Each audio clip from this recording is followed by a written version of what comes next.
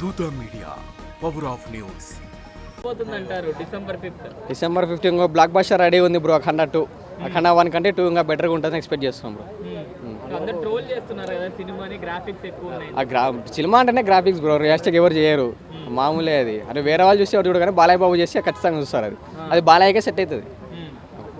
అంటే చాలా మంది ఏమంటున్నారంటే ఇది ఓవర్ అయిపోయింది, ఎవ్రీ టైం ఇలాంటి రొటీన్ స్టోరీసే చూపెడతారు, బాలయ్య సెకండ్ హాఫ్ లో రావడం, 2 క్యారెక్టర్లు ఉండడం చెప్తున్నారు. మీరేమంటారు? అది బోయపాటి గారు ఫస్ట్ నుంచి అదే తీస్తున్నారు, ఇప్పుడు కానీ అదే కంటిన్యూ చేస్తున్నాడు. రొటీన్ అనేది ఏం లేదు బ్రో, ఏదో ఒక స్టోరీ, ఏదో కొత్త లైన్ ఉంటుంది అంతే.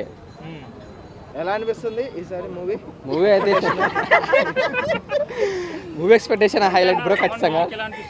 తమ్మని ఆల్రెడీ స్పీకర్లు వాళ్ళ కొడతారు బ్రో ఖచ్చితంగా. ఈసారి అయితే ఇంకా బాలయ్య బాబు ఇంకా కోటర్ దాకా కొట్టిస్తారు, 100% స్పీకర్లు అయితే వెళ్ళిపోతాయి. కాదు నందమూరి తమ్మనే బ్రో. ఇంకా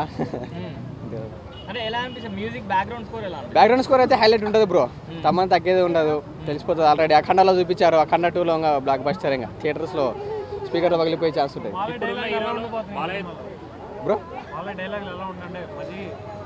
బాలయ్య డైలాగ్స్ అంటే మనం చెప్పలేదు బ్రో, ఓన్లీ మ్యాషన్ హౌస్ ఇంకా పగులుతుంది అంతే. ఇంకా కలెక్షన్ ఎలా ఉంటాయి అనుకుంటున్నారు మరి? కలెక్షన్ కానీ భారీగానే ఉంటాయి బ్రో. అంటే 10,000 కోట్లు 20,000 కోట్లు వస్తాయి బ్రో.